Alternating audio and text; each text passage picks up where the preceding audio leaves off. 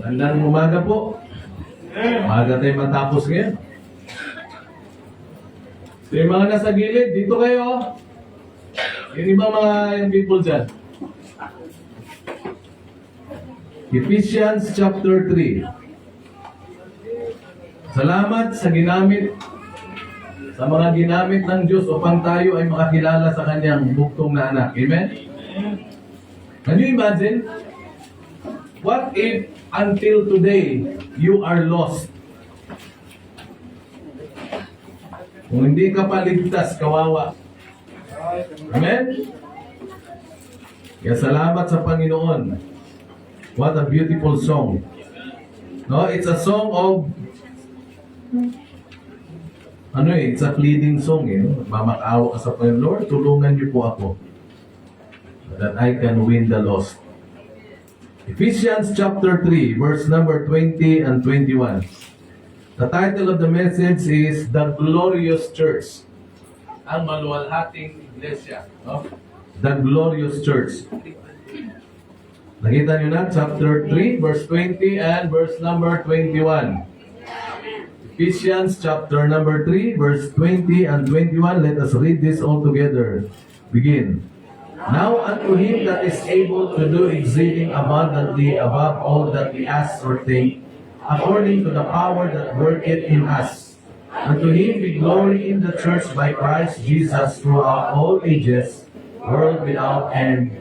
Amen. So sabi sa verse 20, now unto him that is able to do exceeding abundantly above all that we ask or think, according to the power that worketh in us. So, merong kapangyarihan na gumagawa sa atin. Ano yun? It's the Holy Spirit. Amen? If you are saved, you are sealed with the Holy Spirit. Yan ang sabi sa Ephesians 1:13. So, sabi dito, unto him be glory in the church. Kaya tayo nandito sa church to give God all the glory. Lahat ng kaluwalhatian ibinibigay natin sa Kanya, lahat ng papuri. Because God deserves the best of our worship, our obedience, everything. He deserves the best. Let's pray. Our loving Heavenly Father, maraming salamat muli sa umagang ito na inyo pong ipinagkaloob sa amin. Salamat sa kabutihan ninyo, Panginoon, sa kalipas na mga araw. At higit sa lahat sa pribilehiyo na kami ay idinako ninyo sa inyong bahay-sambahan upang kayo po ay aming sasambahin, pasasalamatan sa Espiritu at sa katotohanan. Salamat po sa panahon ngayon, Panginoon. Salamat po sa kabutihan ninyo. I-bless you po spiritually ang bawat isa. Higit sa lahat, maunawaan namin kung ano ba talaga yung glorious church. Maraming salamat sa inyo. Purihin ka. Humihingi din po kami ng kapatawaran sa lahat ng mga pagkukulang, pagkakasala na aming nagawa laban sa inyo. Bless you rin po ang mga makakapanood ng preaching na ito. Sa pangalan po ng Panginoong Jesucristo, ito po ay aming dalangin. Amen. Amen. So please be seated. So the glorious church. So alam naman natin that the church is the people. Amen? We are the church. So ibig sabihin, since we are the church, bawat isa sa atin talaga ay magbibigay ng papuri, luwalhati sa Diyos. Amen. Because we are all saved. Amen. Ang sabi sa 1 Corinthians chapter 6 verse 20 or 19 and 20. Open your Bibles. Kaya hindi pwedeng hindi tayo magbigay ng papuri sa ating Panginoong Diyos because we are the church. You are part of the church. Amen. Ang sabi sa verse 19 and 20, sabi dito, what? Know ye not that your body is the temple of the Holy Ghost, which is in you, which ye have of God, and ye are not your own. Pagdating sa verse 20, for ye are bought with a price, therefore, that's a conclusion, amen? Therefore, glorify God in your body. Amen. Glorify God in your body and in your spirit, which are God's. Kaya nga, let us glorify God in His body. The body is we. Tayo yun. The church. Tapos, let us glorify God in our body. Ibig sabihin, sa ating lupang katawan, kailangan maluwalhati natin ang ating Panginoong Diyos. Ibig sabihin, alam niyo ang salitang glorify, maluwalhati. Maraming ibig sabihin yan. Maluwalhati, mapasaya siya. Amen? Pupurihin siya. Pag pinupuri mo ang isang tao, natutuwa ang tao eh. Yan ang ibig sabihin eh. When you glorify God, ibig sabihin, you make God happy. Amen? Matutuwa siya sa iyo. Kaya nga sabi ni Paul dito sa verse 20, since we are the Lord's, we are God's, kailangan maluwalhati natin ang ating Diyos sa ating katawan. Amen? Kaya lahat ng ating mga ginagawa, lahat ng ating gagawin, kailangan magtatanong ka muna bago mo gawin yan, matutuwa kaya ang Diyos? No? Matutuwa kaya ang Panginoon sa gagawin kong ito? Tama? No? Meron bang teacher na matutuwa kapag, di ba, yung estudyante niya nag-absent? Or depende daw sa teacher, no? At depende din sa estudyante. Kapag yung nag-absent na estudyante ay pasaway, natutuwa ba kayo mga teacher? Tutuwa kayo? No? At yung mga nag-absent ay, alam niyo yung pinakamasipag na estudyante nag-absent, siyempre hindi kayo matutuwa, no? Mag-aalala nga kayo, tama? No? Tama ba? Hoy! Kayo mga magulang, gusto mo ang iyong anak ay magtapos sa pag-aaral. Tapos, ang ginagawa ng anak mo, hindi pala pumapasok. Matutuwa ba kayo? Hindi po. Hindi. No? Yung iba, hindi lang nabigyan ng baon, hindi na pumasok. May mga ganun. Tapos hindi na talaga pumasok. Uminto ng isang taon. Bakit? Hindi nabigyan ng baon. Magkano yung baon? 2. Ang tira. Yung isang taon mo, pinalit mo lang sa 2 pesos. Sabagay noon, pag nag-aral ka, may baon kang 2 pesos. Napakalaki na nun. Meron pa nang umabot na ano, yung 2 na ano, hindi nyo na naabutan yung 2 na giring-giring. Merong 8 sides. Anong tawag yung 8 sides? Octagon. Di ba? Pag 3 sides, triangle. Pag 4 sides, rectangle o square. Pag 5, heptagon. Ha? Pentagon. Pentagon. Tapos, pag 6, hexagon. Pag 7, heptagon. Pag 8, octagon. Pag 9, nonagon. Tama. Pag 10, decagon. Pag 11, pag sobrang dami, anagon. Anagon, yung mais ba? Anagon. No?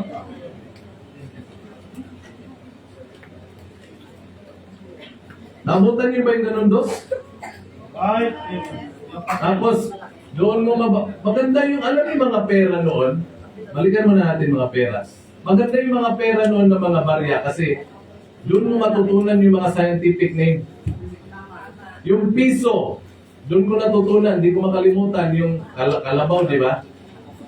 Kalabaw, tapos yung mukha ni Rizal, pambansang bayani, national hero, saka sa likod yung kalabaw. Ano ang scientific name ng kalabaw?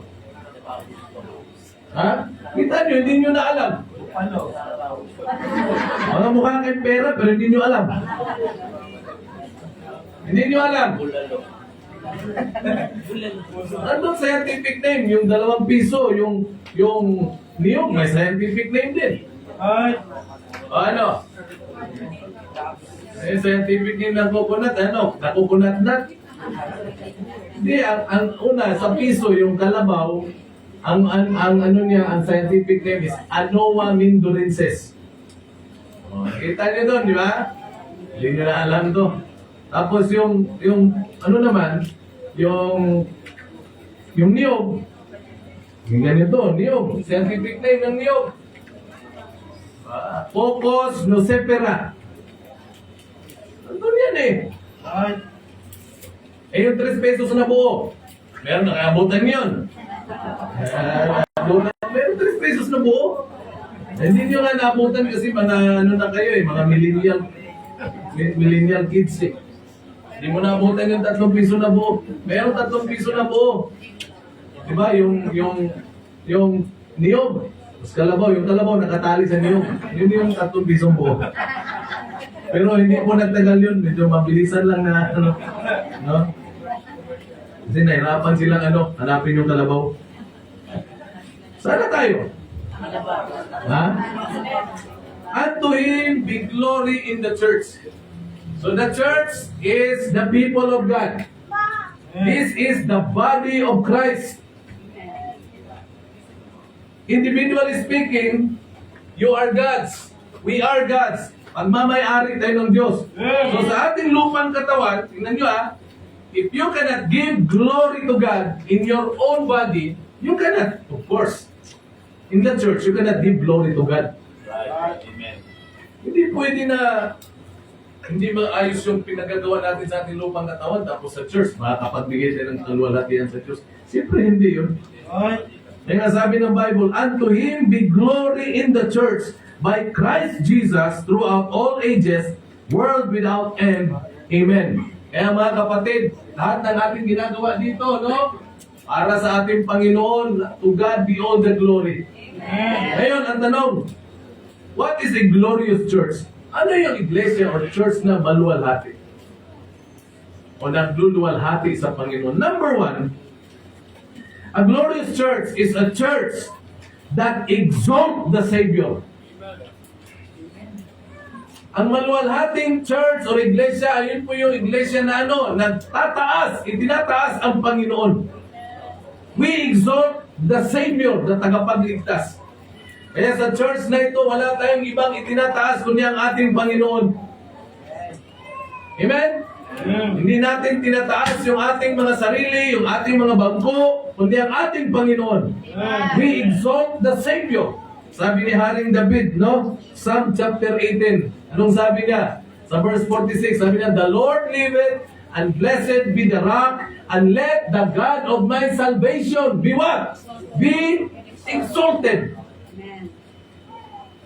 Wala tayong dapat itinataas sa buhay natin kundi ang tagapagligtas ng ating kaluluwa. Lord, salamat, niligtas mo ako. Imagine na ligtas ka. Ligtas tayong lahat. Kung tayo namatay, pag tayo namatay, dito sa impyerno pupunta. Amen. Di ba kayo masaya nga?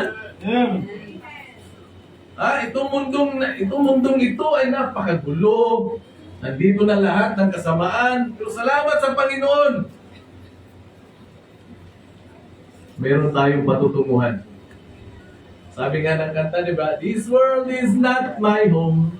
I'm just a passing through. Kasi mga lang tayo mga pilgrims and stewards. Pilgrims and strangers of this world. Tayo mga estranghero at manlalakbay lamang.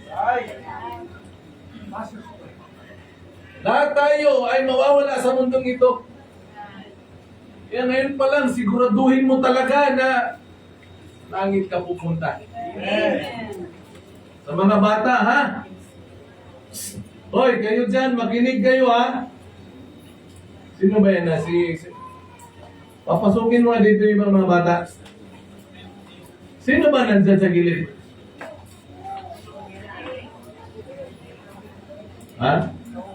Dito kayo. Alam mo, sayang pupunta kayo dito, hindi makikinig. Nako. Ikaw, dito ka. Sino ba nandyan? Diyan ka. Upo ka dyan. Guwapo-guwapo Sino ba nandyan? Palabasin mo. Ikaw, lumabas ka. Dito ka.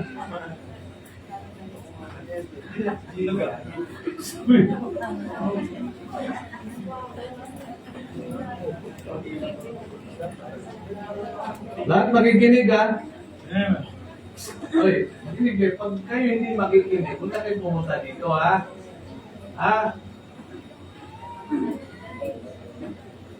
Hindi pwedeng hindi makinig. Okay. A glorious church is a church that exalt the Savior. Wala tayong ibang itinataas dito. Panginoon lamang. Why? Because He is the God of our salvation. Can you imagine? Let the God of my salvation be exalted. He is the God of our salvation. What else? He is the God of our strength. Alam niyo ba ang dahilan bakit nakakapagpatuloy tayo? Because of the strength that comes from the Lord. Tingnan niyo, look at yourself. Di ba, dami mo ng pinagdaanan? Dami mo pinagdaanan, di ba? Ang dami mo, halimbawa, sa sakit. Di ba, dami mo sakit? Ba't nandito ka pa rin? Because of the strength that comes from the Lord. Emotionally speaking, binabanatan tayo sa emosyon, di ba? Malaki problema mo. Bakit nandito ka pa rin? Because of the strength that comes from the Lord. At yun ay galing nga sa biyaya ng Diyos. The grace of God, di ba? Lagi ko rin ito, is sufficient for salvation, for strength, for sins. Salamat sa biyaya ng Diyos. So wala tayong ibang itaas. Huwag mo itaas yung problema mo. Kung may problema ka, just tell it to Jesus. Don't tell it to somebody kasi baka mapunta kung saan yan. Alam mo, meron akong bully. Ipasa mo doon sa ano. Hindi marunong. Hindi ano ba, hindi secret keeper, kundi tale-bearer. Ano? So, yung sinabihan mo na, may bully ako. Ang bira. Ipinost niya sa Facebook. Oh my God. Wala, may bully sila doon. Kailangan yung problema natin, sa Diyos mo lang sasabihin. At saka doon sa alam mo na wala silang ibang gawin kundi panalangin ka. Amen? Tell it to Jesus. Salamat sa Diyos, no? Niligtas tayo. Tapos binigyan pa tayo ng lakas. Amen. Malayo-layo na rin ang ating nalakbay. Malayo pa pero malayo na rin. Ano? Lagi ko na mabasa yun. Orly lang, pero okay na rin. Tama ba? Amen. Napakabuti ng Diyos natin. Alam mo, pag ang Diyos lang lagi natin itataas, matutuwa ang Diyos sa atin eh. Maluluwalhati siya. Kapag ang Diyos ay naluwalhati, alam niyo sabi ng Biblia, kung ano yung hihingiin mo, mas higit pa. Higit pa. Yung ibibigay niyang kasagutan. Do you believe in Jeremiah 33 verse 3? Alam niyo ang nakakamangha dun sa verse na yun? Meron tayong mga panalangin. Alam mo na sasagot ang Diyos eh. Pero nagugulat ka, when God answers, malupit. Sabi niyan eh, you will be surprised. Kasi nga, call unto me and I will answer thee. Ito malupit. And I will show thee great and mighty things which thou knowest not. Yun ang malupit. Yung bang sasagot ang Diyos na yung kasagutan niya beyond your expectation. Talagang magugulat ka. No?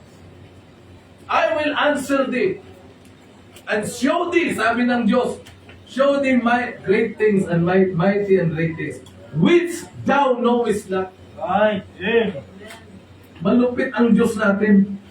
Hindi malupit dahil sa hindi malupit sa kabutihan, no? Hindi talaga ang Diyos natin. Ay, taas natin palagi ang Panginoon. Amen. When you accomplish something, give God the glory. Salamat sa Diyos, Lord. To God be all the glory. When somebody appreciates you and praises you, give God the glory. Lahat Panginoon. Huwag na lagi sa sarili. Okay, magaling ako eh. Ay, congratulations, top 1 ka. Siyempre. Di ba dito mga bukol yan? Huwag ganun. Baka isang untog lang yan, mawala yung ano mo. Amen? Ay, puri na kayo ng Brad. Ang lakas mo ngayon. Siyempre, nagda-diet ako eh. Huwag din ganun. Biyaya lang ng Diyos. Meron nga isang ano eh. Wala siyang ibang ginagawa, kundi mag-jogging. Tapos very athletic, pero at the age of 43, patay. Ha? Kaya nagulantang yung mga kasamahan. Bakit namatayin yung pala dahil sa kulang ng tulog? Pag lagi ka palang kulang tulog, di ba? Pumutok yung aneurysm. Pero sa preaching, huwag yung man akong tulugan. Huwag ka natulog. Wala tulog ko pa. Ha? Hindi kulang ka sa tulog, kulang ka lang sa hiya. Ha? A glorious church is a church that exalts the Savior. Wala tayong ibang tinataas dito. Andaan nyo ito lagi Pero nakalagay sa John chapter 13. Sabi niya, if I'll be lifted up, nasa book of John ito, I will draw all men unto me. Alam niyo ba ang nakita ko doon? Pag ang Panginoon itinataas natin, para siyang magnet lahat ng tao. Kaya pag sa buhay natin, itaas natin ang Panginoon. Yung mga desires mo, ibibigay ng Diyos. Taas mo lang. Taas mo palagi ang Diyos kasi He deserves to be exalted. God, let the God of my salvation be exalted. Taas talaga natin ang Panginoon. Ulitin ko, ano man ang ma-accomplish mo or na-accomplish mo, give God the glory. Ha? Yung anak mo na top 1, hindi ang Diyos anak. Give the glory na. Huwag yung, siyempre anak, nagmana ka sa mami mo Kung yung pala ganon, mana ka sa akin. Ganon. May taas lagi natin ang ating Panginoon. So lahat dito kailangan ang Diyos ang itaas. Amen? Huwag yung sarili. Kasi mapapagod ka pag tinataas mo yung sarili mo. Saka pag ang sarili mo itinataas mo, yun nga, kung meron ka mang ibang mga kasama, siyempre, parang gusto mo, ikaw yung diutrepis sa Bible ba na ikaw yung preeminence lagi, mataas. Purihin niyo ako lagi Parang gano'n yan At may gano'n talagang tao. No? May gano'n na tao. Gusto niya na sa grupo nila siya yung angat. Kahit sa basketball, gusto niya siya ang angat. Kaya nagagalit kapag di mo pinasa sa akin bola. Hindi ako yun Hindi ako yun. Yung isa naman, is it I, Lord? Ay, si Judas yun. Ha? Kaya nga, let us exalt the Savior. So, a glorious church is a church that exalts the Savior. Pangalawa, a glorious church is a church that edifies the saints. Pag sinabing edify, ano ibig sabihin ng edify? To strengthen, to build up. Kaya sa church na ito, God be all the glory. Ha? Paano tayo na? Kayo ba sa tingin nyo, na-strengthen ba kayo? Ha? Na-build up ba kayo? Naging rooted ba kayo ng Word of God? You cannot grow in Christ if you are not rooted in Christ. You will not grow. Tingnan natin sa book of Colossians. Yung iba gustong lumago, pero hindi naman umugat kay Kristo. Kailangan mo munang umugat.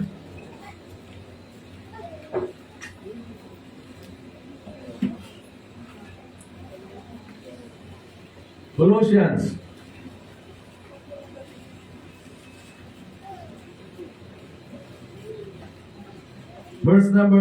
Chapter 2, verse 6. Edify. A glorious church is a church that exalts the Savior. That's the first point. Pangalawa, a church that edifies the saints. Yung edify doon, yung na-strengthen yung mga saints, yung mga mananampalataya. We are the saints of God. Tapos na-build up talaga, no? Sabi dito, paano? Sabi sa verse number 6, Colossians 2 verse 6, as ye have therefore received Christ Jesus the Lord, so walk ye in Him. Walk ye in Him. Verse 7, rooted and built up in Him, and established in the faith, as ye have been taught. Kaya napaka-importante ng nagtuturo. Salamat ako. Alam mo, pag ako nagpapatuto, nasa Bible school ako, lalo na nung graduation, bukod sa Panginoon na pinasalamatan ko yung pastor ko, pinasalamatan ko rin yung mga guro ko. Kasi sila yung mga ginamit ng Diyos para ma-establish na in the faith eh. Kaya as she have been taught, ha? Napaka-importante ng tagapagturo. At napaka-importante din na tayo ay nagpapaturo. Ang problema sa atin, hindi natin nagpapaturo eh. Bakit? Kasi akala natin, maalam na tayo. Pag ganyan, akala natin maalam na tayo, hindi, mayabang ka na. Kaya mo na magpaturo. Ito po lagi kong sinasabi sa mga tinuturuan ko, no? At ito ay dala-dala ng ibang mga kapasturan. Sabi ko, always think as if you have no knowledge. Lagi mong isipin na para bang wala kang alam. Kasi kapag ang mindset mo, hindi ko pa alam to, wala akong alam. Pag may magtuturo, makikinig ka. Diba? You will always have the hunger to listen to the Word of God. Andun yung gutom ka ba? Gutom? No? Gutom ka makinig sa salita ng Diyos. No?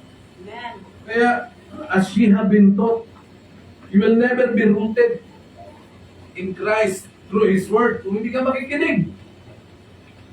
Kaya napaka-importante ng Sunday School. Amen? Amen. Okay na niyo nagbabasa kayo ng Bible. Nagbabasa pa ba kayo ng Bible? Alam niyo, if you are a Bible reader,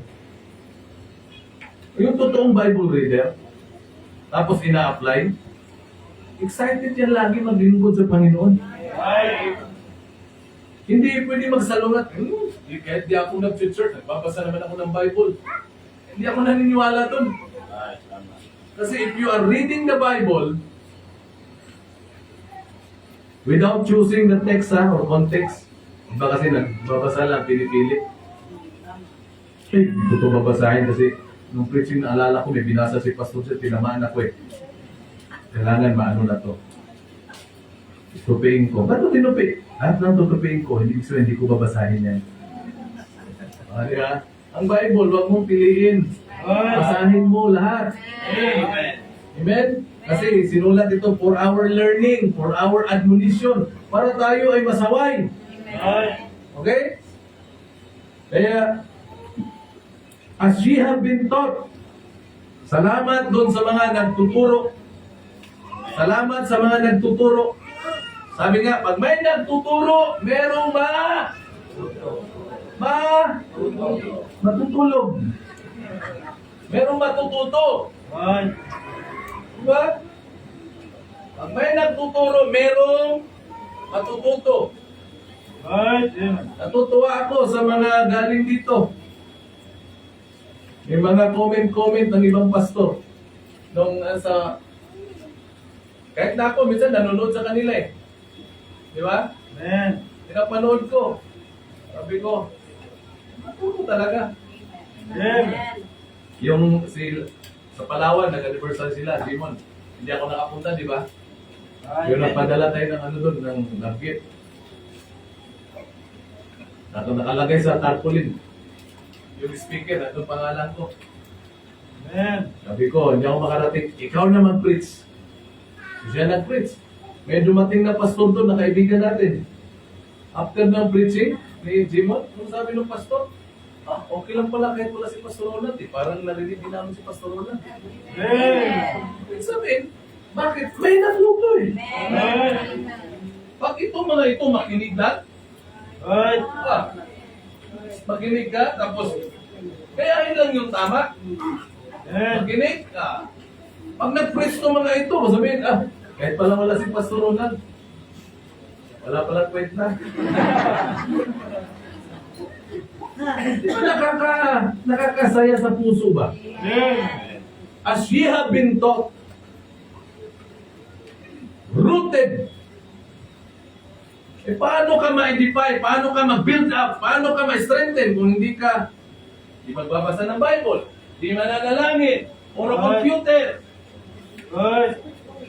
Mag-amen ka. puro computer, puro barkada. Pagdating sa Sunday school, late. Right. Hindi lang ikaw yun.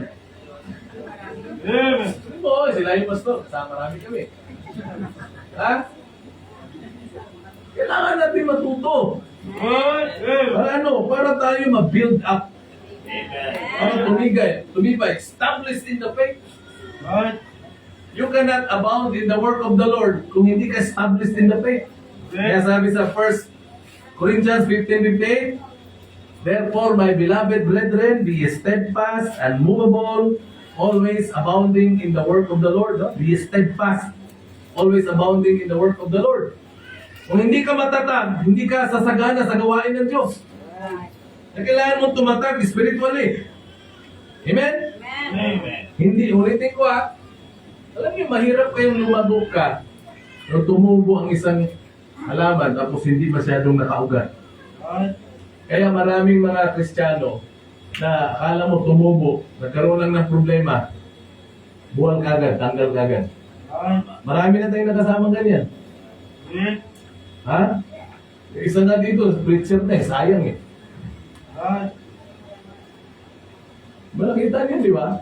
Amen. Sabi ko sa kanya, alam mo, napakababaw ng dahilan mo. Napakababaw. Tatay mo lang yung dahilan mo.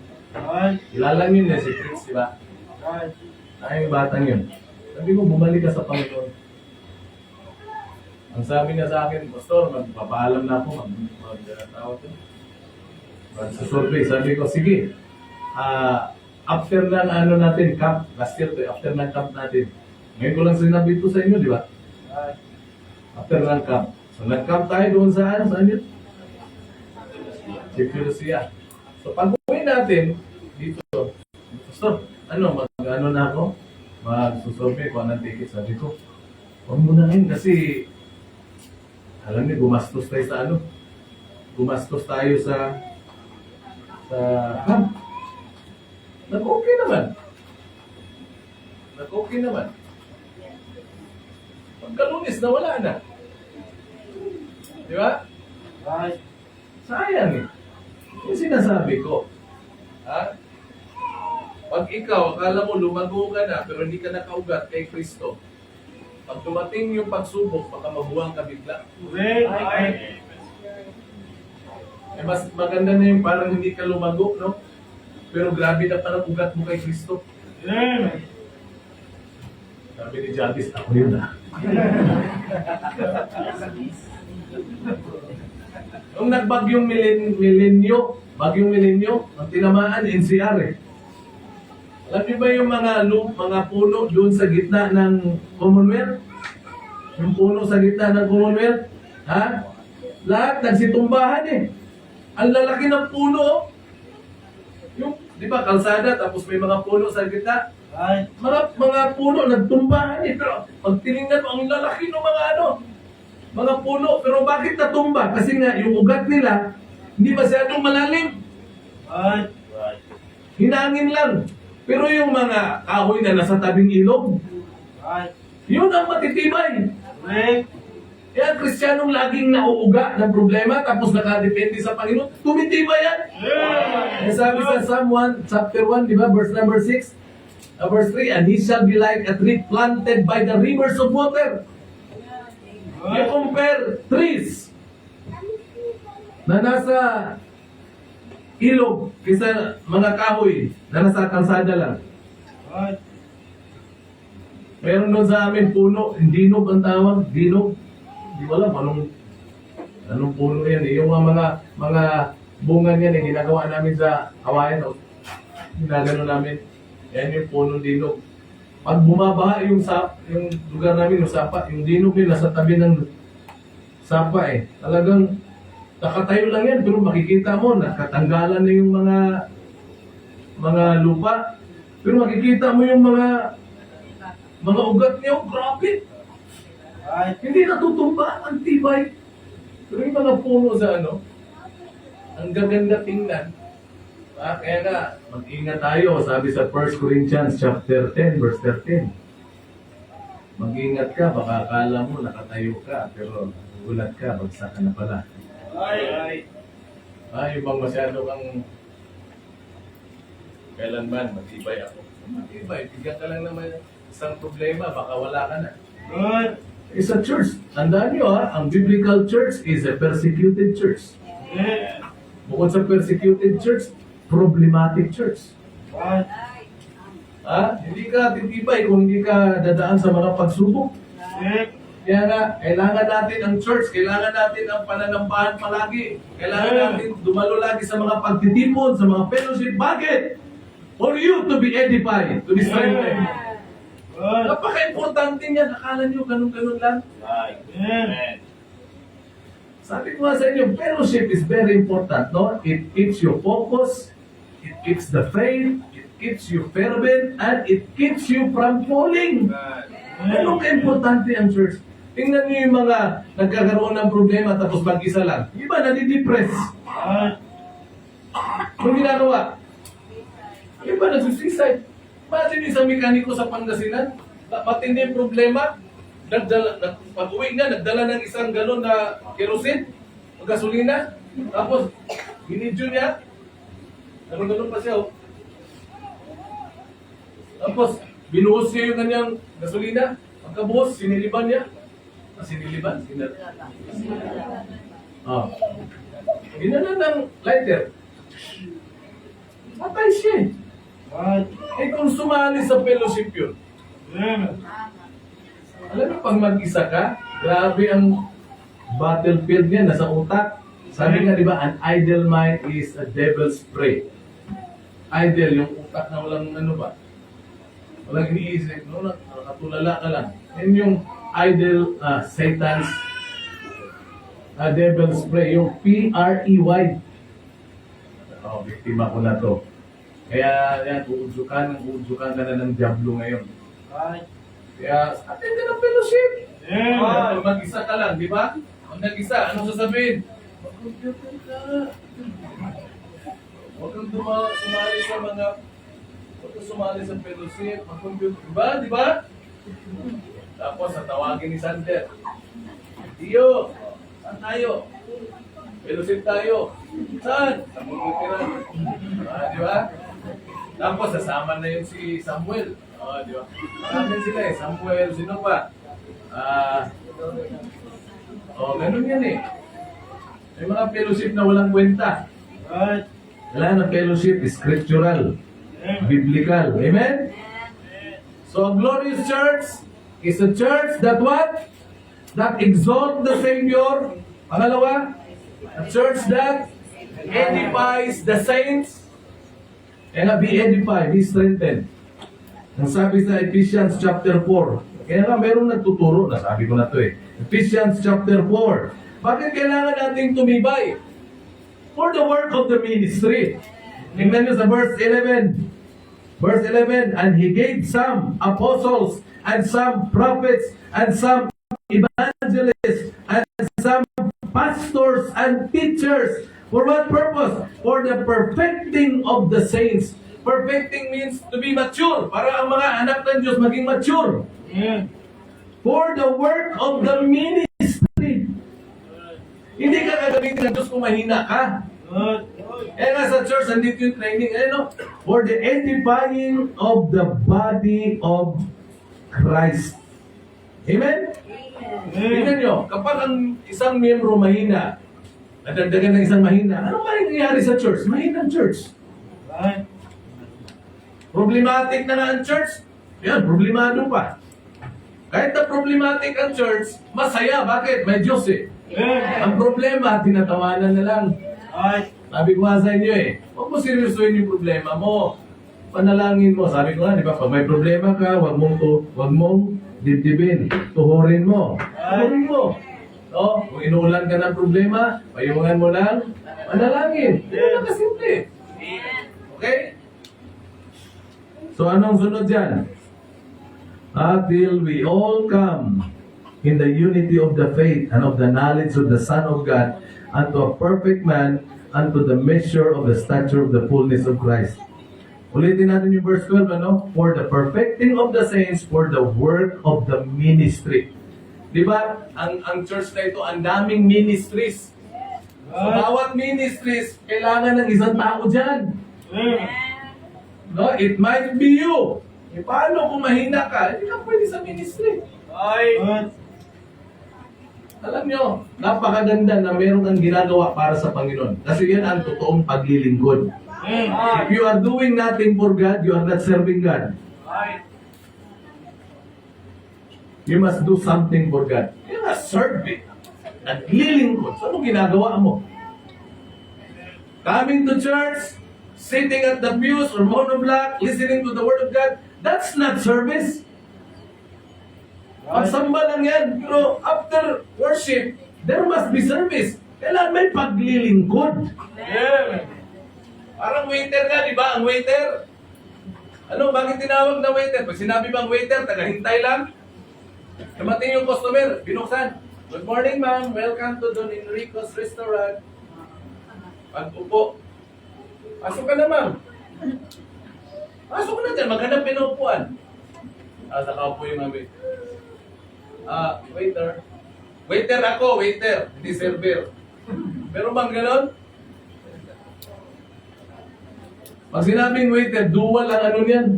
Naghihintay ng customer. Pag dumating ang customer, paglilingkuran ang customer. Right. Tayo, we are waiting for the Lord eh. But while we are waiting for the Lord, we do something for God. Amen. Ganyan yan. Pero hindi ka na makakapag-serve kung ikaw ay mahina. Right. Kaya ang ginagawa mo na dun sa mga mahihina ay pinaglilingkuran din. Tama ba? Tingnan nyo kayo nung mga bata pa noon, di ba? Kayo yung pinaglilingkuran ni Ma'am Darlene nyo. Punta kayo sa bahay, hindi ito pamoy-moy ha. Right. Pamoy-moy sa Tagalog. Hindi ito panunumbat ha. Right. Bibili na kami ng maraming litra pack na juice. Tapos yung maglalagay kami ng, mayroon kami refrigerator, yung white Westinghouse, no? Masira na rin yun. Ang gagawin namin, lalagyan namin yan ng maraming tigwa 1.6 liter na tubig. Kasi pag alam na namin, darating yung mga bata eh. Sila Jason, sila Junjun, lilit pa yan. Pwede ba kayo ng tubig? Yan, sila Jet. Nandito na Jet. Anak-anakan namin itong mga ito eh. Nan si Jet. Pumasok na? Pasok na? Dito kanina, nakita ko ah. Pupuntahan. Hindi yan dito. Siyempre, pag-lingkuran niya, pasok kayo. Painumin namin ng ano. Magre-reklamo yan sila kung walang kulay. Kaya lalagay namin ng kulay. No? Saya sila. Nalalagi na gano. Tinuturuan. Amen. Hindi yan na pang ano ha, pamuy-buy ha. Right. Ganun yan. Dumating yung time na sila naman ang na-strengthen na. Hindi sila din ang bumabawit. Amen. Di ba? Right. Meron nang bigay sa akin ng sapatos. Sino nagbigay sa akin ng sapatos na Luka Doncic? Na kay Wilbert na ngayon. Saan si Wilbert? Oh? Samantalang noon, sila yung pinag-sisip, ano, kasi mahihina pa eh. Eh nung lumakas na sa biyahe ng Diyos, natuto. Kaya may nagtuturo, may natututo. Kaya ang sarap kaya magturo. Right. Lalo na kung tinuturuan mo, natututo talaga. Tapos yung kanilang natutunan, ina-apply nila. Ang sarap magturo. Amen. Di ba? Pero ako, hindi ako titigil sa pagtuturo. Amen. Kasi yan ang trabaho ng pastor, magturo. Right. Kahit na yung iba, natutulog na, sige lang. Amen. Iniisip ko na lang, prayer meeting to. Ang huli, oy, 11:45 pa lang. Ano yung Glorious Church? Una, exalting the Savior. Pangalawa, edifies the saints. Pangatlo, ito, kaya may church eh. Ang Glorious Church is a church that evangelize the sinners. Evangelize the sinners. Ang sabi sa Matthew 28 verse 19-20, ang sabi ng Panginoon nung siya papaakyat sa langit, anong sabi niya? Go ye into all nations and preach the gospel. Amen? Amen. Yun ang dahilan, bakit may church? Para ang church mag-evangelize, to evangelize the sinners. para ipangaral ang Ebanghelyo ni Kristo. Amen. What is the gospel of Christ? The gospel of Christ is the power of God unto salvation. Salamat sa church na ang number one program talaga is soul winning. Amen. Just keep on sharing the gospel. Right. Lagi itong sinasabi, soul winning is the activity of the wise. Soul winning is the antidote of the weak. Ito ang gamot ng kahinaan ng mga mahihina. Kung ikaw nangihina, may gamot, soul winning. Soul winning is what? The amusement of the work. Kasiyahan ng gawain yan. Right. Pag may naliligtas, masaya tayo. Kung hindi ka masaya, may naliligtas, delikado ka. Right. Ang Diyos nga at ang mga anghel, masaya kapag may naliligtas eh. Di ba? Amen.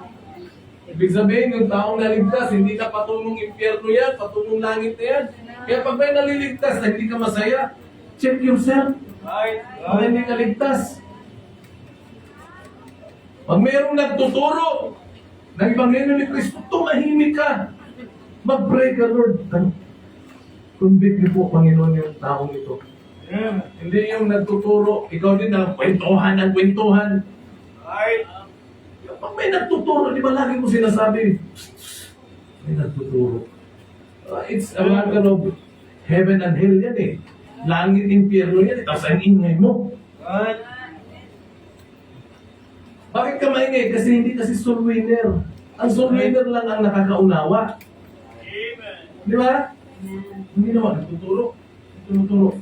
Sino soul winner? Ay, hindi nakakagad. Tapos, mga bata, may nagtakbo. Di ba? Bakit? Langit, impyerno yun eh. Amen. Kaya napaka-importante na ma-evangelize natin ang mga makasalanan. To evangelize the sinners.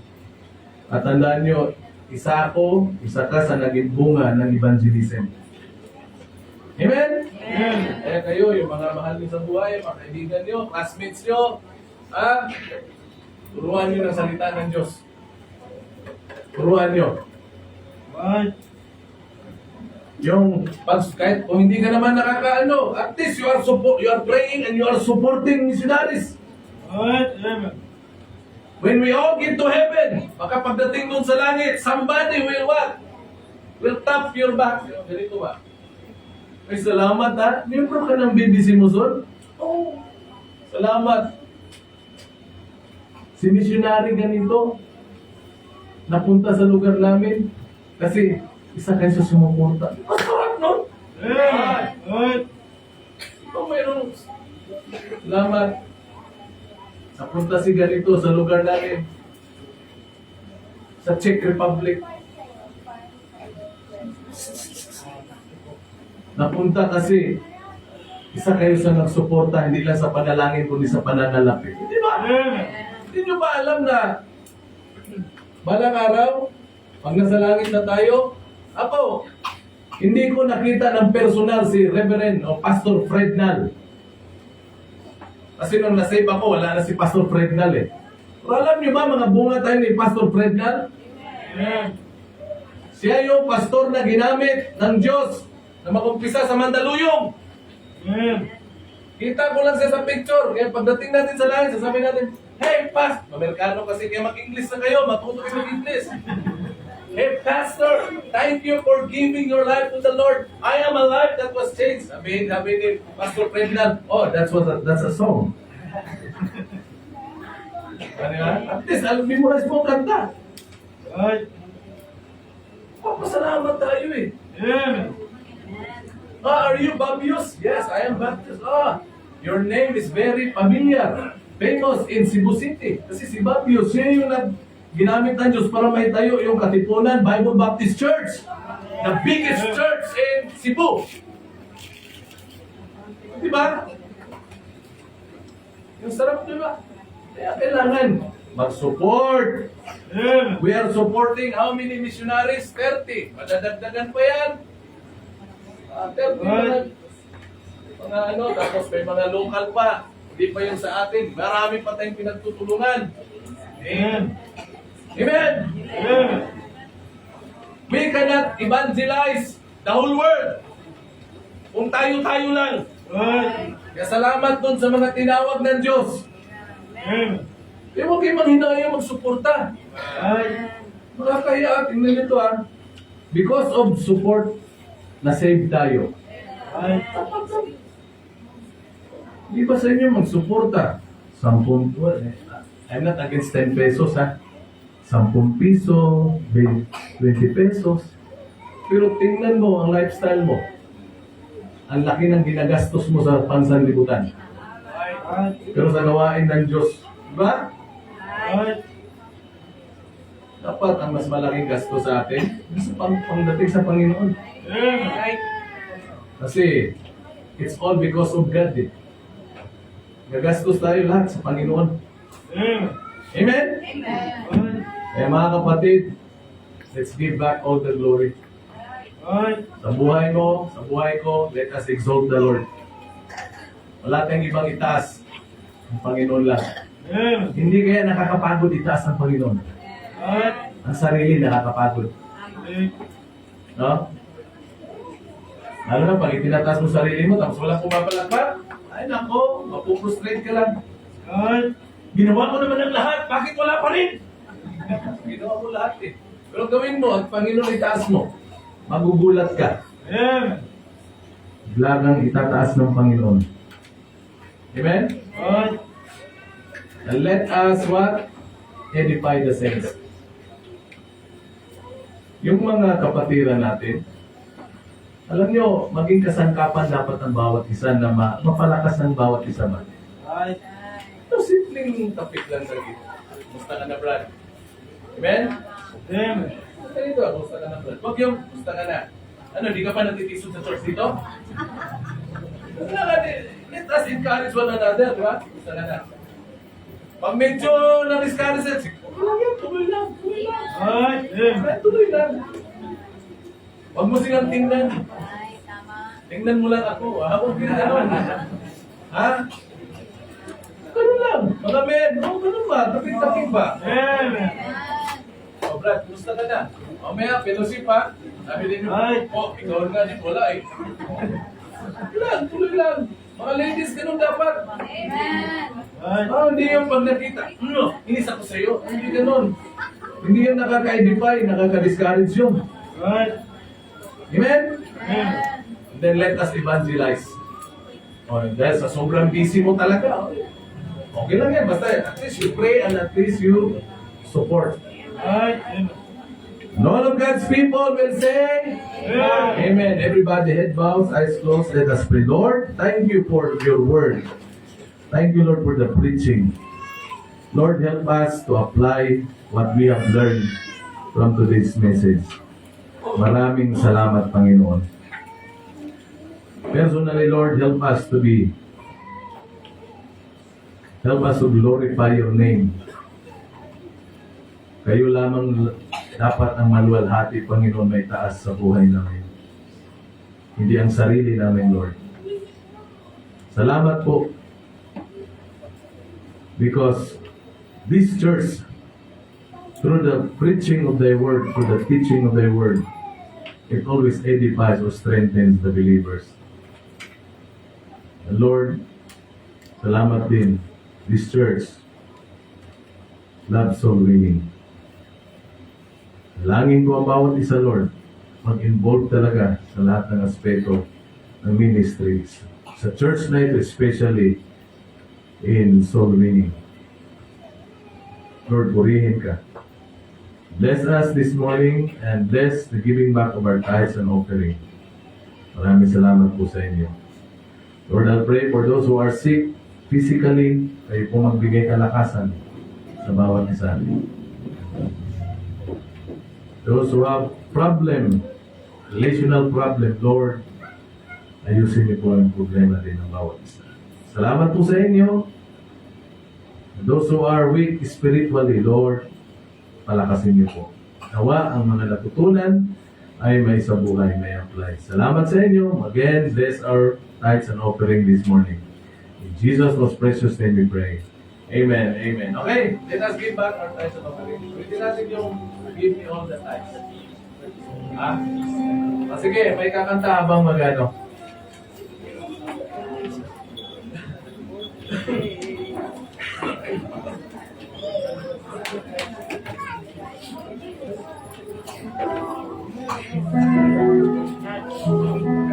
Habang may kakanta, bilisan mo, bilis.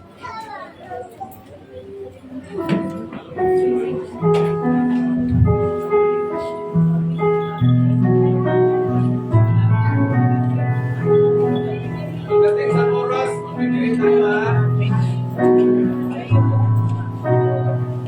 The trees away, and the birds are gone to you. Memories of happiness and beauty. Through it all there was a contrast, but cannot be ignored. You were there, teaching me to be your servant, Lord. Your hand has been guiding me, shaping my life to be a beautiful song. All along, you set me through. The things that you did would make me strong. Your love has been there all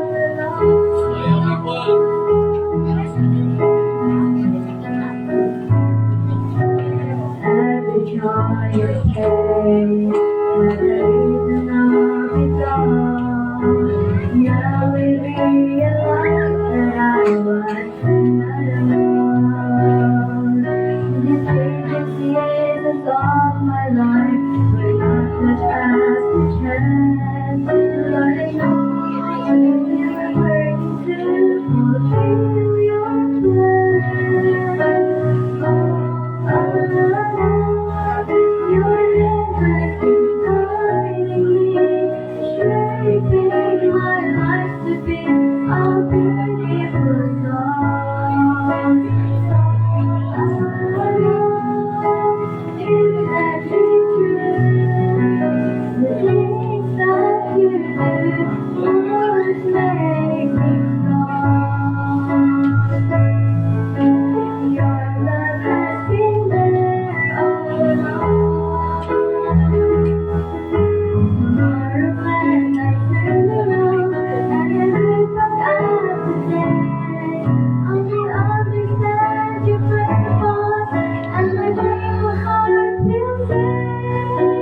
All along, your hand has been guiding me, shaping my life to be a beautiful song. You get me through. The things that you do would make me strong. Your love has been there all along. Your love has been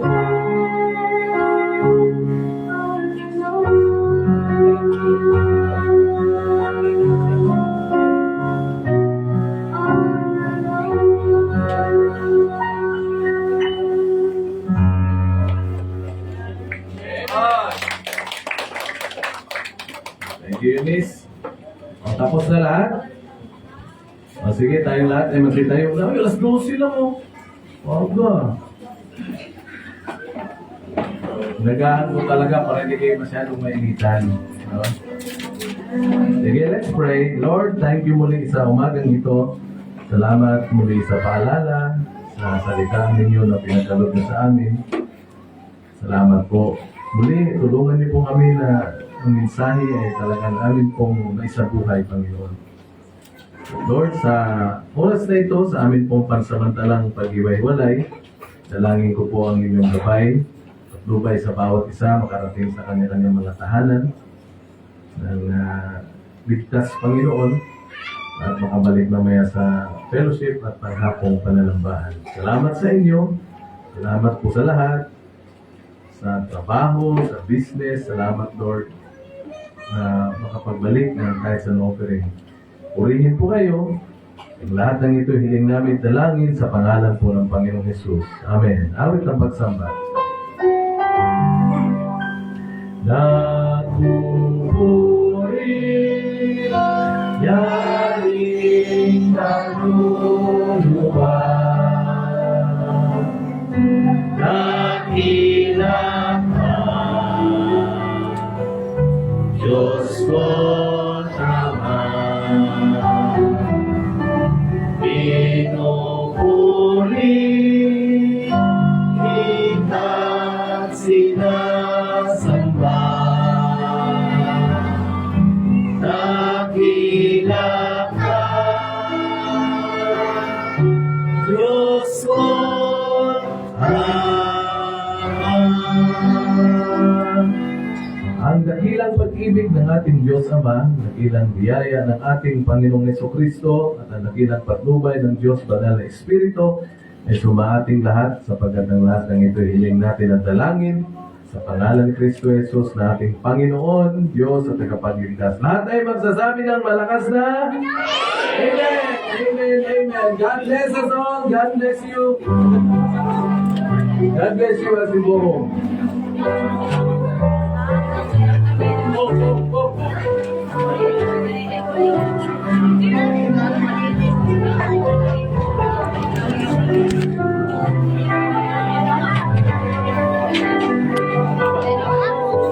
Si Mama po, hindi po sumama eh. Ha? Hindi po sumama. Ano pangalan mo? Ano, tapos natatapos lang ating service.